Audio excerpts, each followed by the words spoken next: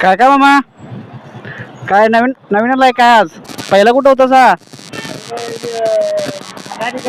मनाली गार्डनला होता वय, मग तिकडे इकडे बदली टाकलं आज. मामा तंबाखू खायला काय?